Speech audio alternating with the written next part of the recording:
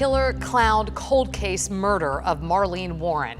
She's the Wellington mom who was shot in the face nearly 3 decades ago by a killer dressed as a clown.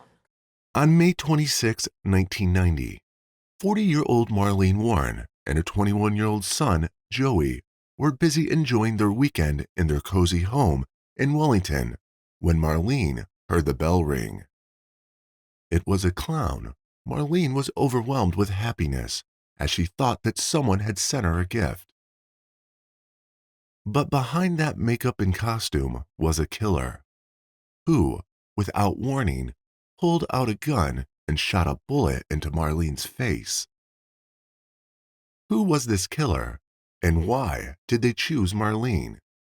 Stay tuned to find out. Hi friends, and welcome back to Mysterious Hook. Today we are looking at the case of Marlene Warren. But first, if you still haven't subscribed to our channel, please consider hitting the subscribe button and the bell icon below. So without any further ado, let's dive right into this mystery. Wellington, Florida was known as a village where people who wanted to escape the crime in Miami, Fort Lauderdale, and West Palm Beach moved to. Wellington had a variety of events and celebrations throughout the year. The Winter Equestrian Festival was a famous event that ran from January to April and attracted equestrian enthusiasts from around the world. It featured various competitions and shows. The Wellington Bacon and Bourbon Fest was another well-attended event that offered bacon-based dishes and bourbon tastings from various vendors. A lot of famous people like Bruce Springsteen and Madonna used to visit a nearby club called Mar-a-Lago. The town itself is a very nice place with good schools, and people feel safe and happy there. In terms of safety and crime rates, Wellington has been reported to be a relatively peaceful and safe community. According to many surveys, Wellington's crime rate was lower than the national average, and it has been listed as one of the safest cities in Florida. But on Memorial Day weekend in May 1990, while everyone else was enjoying parades, barbecues, and picnics, something terrible happened to the Warren family. Marlene Warren was born on April 15, 1950. She grew up in Michigan and loved spending time with her sisters on her grandfather's farm. She enjoyed baking, making art, and painting, especially clowns. The whole family shared her love for clowns, and her parents even had a room dedicated to them. Marlene had her first child in 1965 at the tender age of 15 and named him after her husband, John Arranes. Later in 1969, she had another child named Joey. Sadly, Marlene became a single mother of 2 after her first husband, John Arranes, died in a car accident. She later married Michael Warren in 1972. Michael Warren was just 19 and younger than 22-year-old Marlene. They moved from Michigan to South Florida where Michael's family lived. Michael got a job as a meat inspector, but they also started investing in rental properties, which eventually brought in a lot of money. Marlene managed the rental properties, and Michael quit his job to open a used car lot called Bargain Motors. He sold cars to people who had no credit and couldn't buy them elsewhere. In the late 1980s, Mike and Marlene bought their dream home in Wellington, Florida. However, in 1983, Michael was arrested for tampering with the odometers on his used cars. He pleaded guilty and received probation, but kept his business for a few more years. Mike and Marlene led separate lives, with Mike focused on his business and spending time at the racetrack, while Marlene managed their rental properties. In 1988, tragedy struck again when Marlene's oldest son, John Jr., died in a car accident at just 22 years old. His death caused tension in Michael and Marlene's relationship. During this time, Michael Warren met Sheila King, the wife of one of his employees, Richard Spud King. There was an instant connection between Michael and Sheila. However, initially they kept their relationship a secret, even though it was obvious to those around them. On a rainy Saturday morning of May 26, 1990, Michael went to the racetrack while 40-year-old Marlene stayed at home. She was cooking breakfast for her son, 21-year-old Joey, who had some of his friends over. At around 10:45 a.m., there was a knock on the door. When Marlene opened it, she saw a clown holding flowers and balloons, and she assumed it was a gift. She was pretty excited to see a clown at her door, having loved them ever since she was a child. But behind the balloons and the clown costume, the clown held a gun. The clown pulled out the gun and shot her in the face. Joey heard the gunshot, ran to the door, and saw the clown driving away in a Chrysler LeBaron. Marlene was dying on the ground, and a neighbor named Bill Kramer had heard the shot too. Some people ran out, saying that someone had shot Joey's mother. An ambulance was called, and Marlene was taken to the hospital, but she died 2 days later on May 28, 1990. Marlene was an outstanding human, friendly, loving, kind, always courteous, and always respectful, but her end was unfortunate. After Marlene's shooting, Joey saw a clown walking away, but all he could remember was that the clown had brown eyes. Initially, Joey's description to the police was vague, saying the suspect had broad shoulders and big hands. However, he did see the clown drive away in a white Chrysler LeBaron, which was a crucial detail. At first, Michael Warren was a suspect, but he had an alibi as he was at the racetrack. As a result, the police turned their attention to his girlfriend, Sheila Keene, and the more they investigated, the more evidence pointed toward her involvement. There were allegations of an affair between Michael Warren and Sheila Keene at the time of the crime. Michael vehemently denied these. However, investigators were scrutinizing the relationship to identify the motive and opportunity for Marlene's murder. Sheila also went by Sheila Sheltra, her maiden name, and had a criminal record dating back to her upbringing in Central Florida. Sheila was known to be headstrong, some say wild, and very attractive. Her long hair was often described as similar to Crystal Gale's. Sheila had a criminal record from a young age, including a shoplifting charge and a theft charge a few years later. Her mugshot showed her smiling, seemingly unbothered by the arrest. People who knew her revealed that Sheila had associated herself with older men and bad influences from a young age. She was married to Richard Spud Keene, a former Ku Klux Klan member who had served time for drug trafficking. Richard was 20 years older than Sheila. Sheila even moved to Georgia to be close to him while he was in prison. After Sheila's husband was released from prison in Georgia, they moved back to Florida, where Richard started working with Michael Warren. Soon, the three ex-felons began to spend a lot of time together, engaging in sketchy activities. One such incident involved Sheila dressing up as a prostitute to meet someone who had purchased a car in a motel room. While she was in there, Richard and Michael, who were armed, repossessed the car. Sheila was also spotted holding the buyer at gunpoint, and the trio fled the scene. As time passed, Michael and Sheila grew closer, and Richard faded into the background. Sheila rented an apartment in Pine Ridge, and the residents assumed that she was married to Michael because of the amount of time he spent there. Co-workers of Michael and Sheila told investigators that they believed the two were having an affair. They would go out for long lunches and were very affectionate towards each other. There was substantial evidence suggesting that they were indeed having an affair. Police records quoted Michael's mother recalling an incident where she accompanied Michael on one of his racetrack outings. She sensed something between Michael and Sheila and asked her if she loved him. Sheila confirmed that she did, but Michael responded by saying that he loved himself. During this period, Michael's marriage with Marlene was falling apart.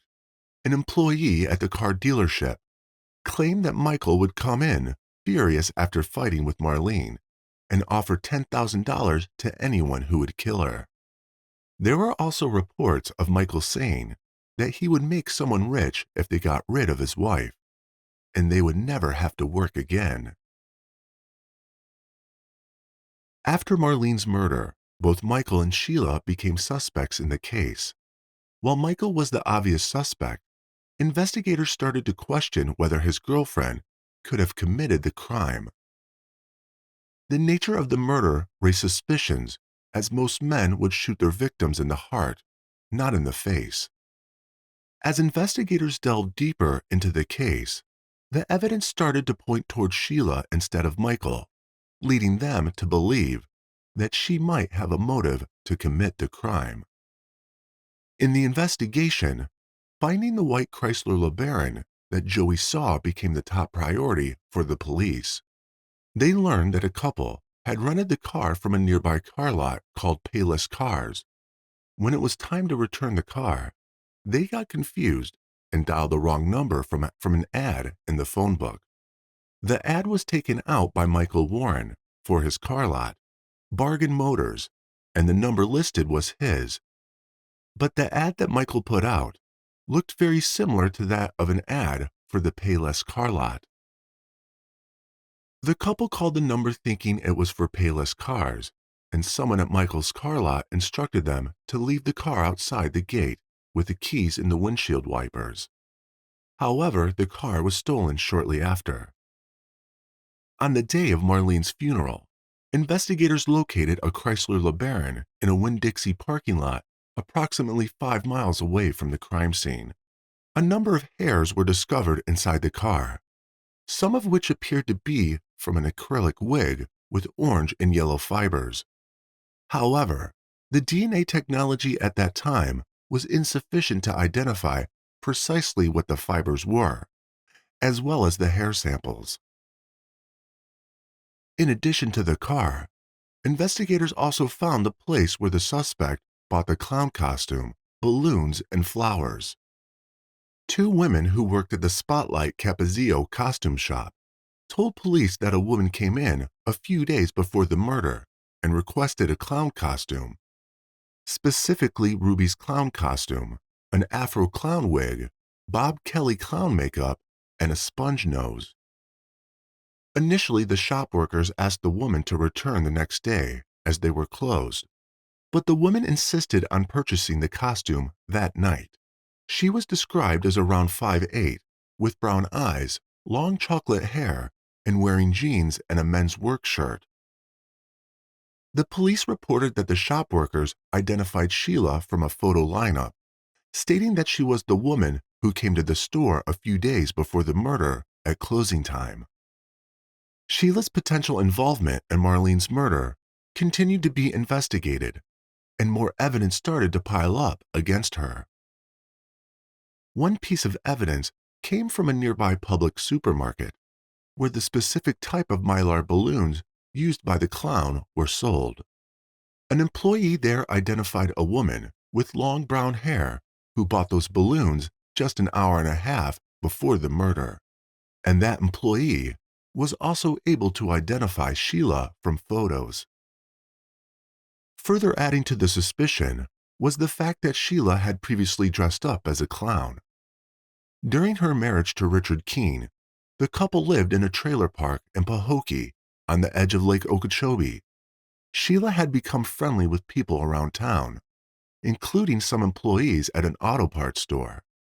On one occasion, she had even dressed up as a clown to entertain them. Despite this mounting evidence, prosecutors didn't feel they had enough to make an arrest.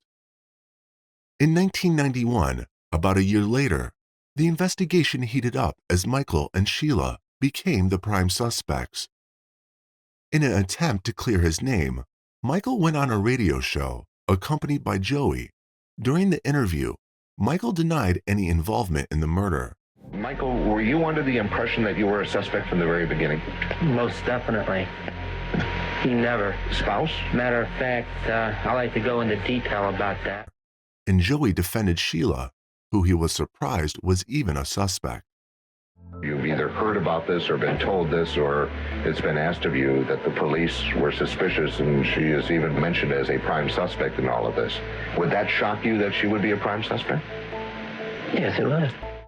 Despite Joey's initial belief that the clown was a man due to its large size, evidence was beginning to point toward a woman.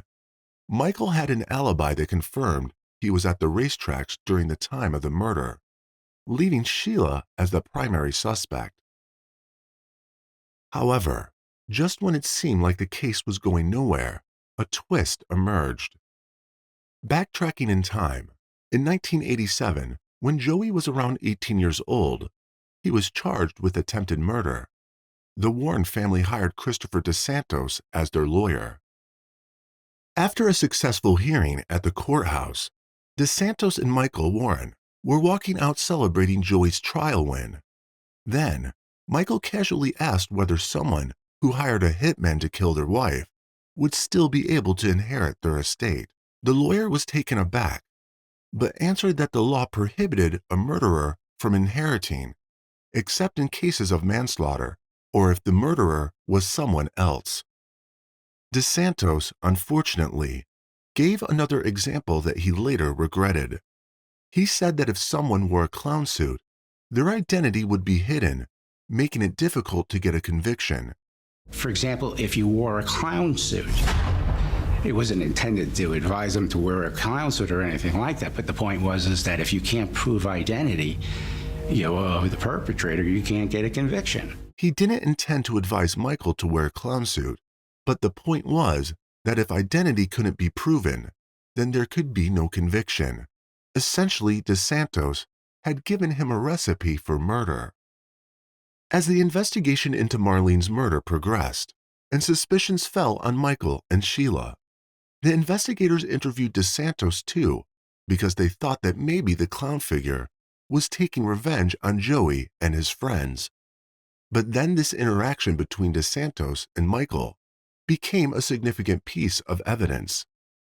It raised the question of whether Michael had taken the lawyer's advice to heart and used a clown suit to conceal his identity while committing the crime.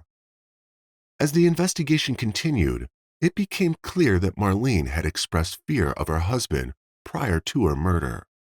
She had told people that she wanted to divorce Mike, but was scared he would kill her. This, coupled with DeSantos' statement, suggested that Mike had knowledge of how he could inherit property after killing his wife. Despite this, there were no arrests made in the weeks following these revelations, as investigators needed concrete evidence to proceed. The case remained unsolved as the months dragged on. Despite not acknowledging any romantic involvement, Michael and Sheila's co-workers had their suspicions. A year after Marlene's death, they let their guard down and took a vacation together to the Bahamas. At a fancy hotel resort casino, other couples noticed them come in. Sheila appeared uneasy, while Michael was himself, loud and brash. This tipped off the police yet again. Meanwhile, Michael decided to make another appearance on a radio show. And in that radio show, Michael said that he had last spoke to Sheila a month ago, when, in reality, Sheila was with Michael all the time. Have you spoken to Sheila? I've spoken to both of them in the past, yes. When was the last time you spoke to Sheila? Probably about a month ago. After Michael's radio appearance, investigators began to focus on him as a suspect in his wife's murder. They searched his business and obtained a warrant to go through his records. Michael had a history of odometer tampering, and investigators found that he had been doing the same thing at his car lot. They charged him with multiple crimes, including racketeering, odometer tampering, fraud, and theft. Although Michael was sentenced to 9 years in prison, there was still no concrete evidence linking him or Sheila to Marlene's murder. The investigation seemed to hit a dead end. But in 1997, new evidence emerged that would bring the case back to life. In 1997, a man contacted the police with a lead linking Michael Warren to his wife's murder. The informant was the son of an employee at Bargain Motors who had recently died, and the informant claimed that his father had made a shocking confession to him on his deathbed. According to the informant, his father told him that all the answers to the case could be found by pulling up a vehicle that was submerged in water. He even gave the exact location of the vehicle and claimed to know who planned the murder and where the gun and clown costume were hidden. This was a major lead, and investigators believed that they could finally solve the case by recovering the murder weapon and costume. Divers were sent down to the location and they found the vehicle, but unfortunately there was nothing of significance inside it. This setback sent the investigation back to square one, and the case again remained cold for some time. In 2002, Michael Warren and Sheila decided to get married in Las Vegas as the investigation into Marlene Warren's death had come to a halt. The case remained unsolved, but Marlene's parents were convinced that Sheila was the killer clown. However, in 2013, the case was reopened, and Sheila was once again a prime suspect, particularly due to her marriage to Michael. The Palm Beach County Sheriff's Office received a grant to investigate cold cases, including the Wellington Clown murder. They formed a task force with members from the state attorney's office and the FBI to review the evidence and interview witnesses. The task force submitted new evidence for DNA analysis, which helped them get the indictment. This included DNA samples from different people who were suspects in the case, including Michael and Sheila. It also included the possible DNA samples found in the clown wig and other hair strands that were inside the Chrysler LeBaron. The evidence gathered from interviews and analysis allowed investigators to take a fresh look at the case. Mike and Sheila had started a new life in Abington, a small town in Virginia, where they had reinvented themselves. Sheila had even changed her name to Debbie, and they were living a seemingly happy life, with neighbors describing them as friendly and in love.